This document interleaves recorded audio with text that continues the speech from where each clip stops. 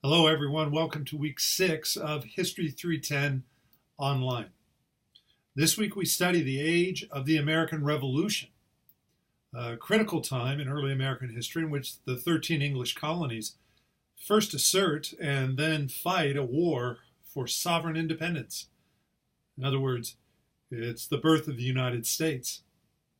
Now, while the American Revolution is a phrase familiar to Americans today, what I've noticed in my years as a history professor is that as a historical subject, the American Revolution is only vaguely remembered and poorly understood by most Americans. And as a story, it has been rendered very simplistic and distorted in the service of promoting national pride and patriotism. The spirit of 76, in other words, is as likely to be an advertising slogan as it is the entry point for a serious discussion of the American Revolution.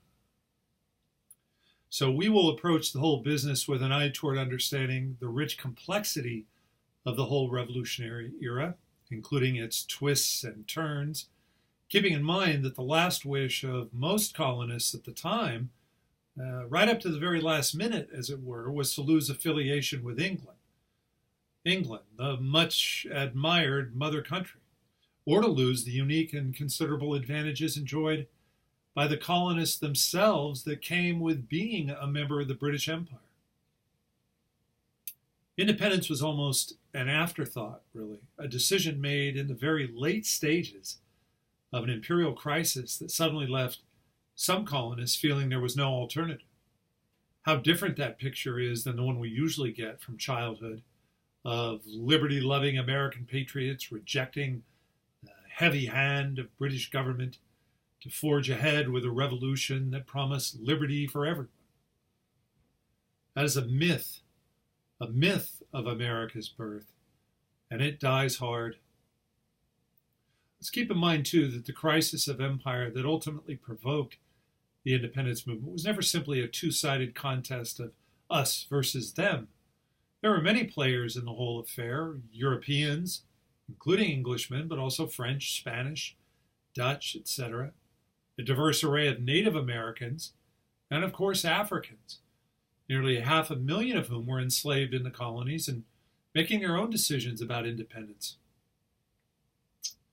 Remember also that the colonists of whatever stripe were themselves deeply divided, and it was never easily assumed that the colonies could effectively unite on behalf of independence. Rather, like John Adams later said, it was like getting 13 different clocks to chime at the same time.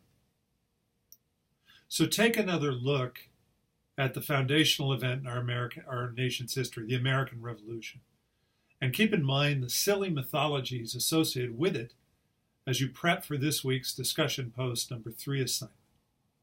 I will certainly expect your post to demonstrate familiarity with our lecture material for this week on the American Revolution.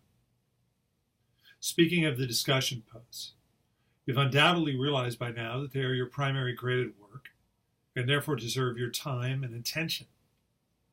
That's why I take the time to write comments for each of you and provide a scoring rubric to further clarify your scores. I've enjoyed reading your posts, but I'm anxious to see you go to that next level of historical analysis. So please take my comments to heart and work to improve your submissions. And, as always, thanks for your patience and awaiting that feedback. I've offered you an extra credit quiz opportunity this week as well, and you're invited to take up that offer and earn some extra points toward your final grade.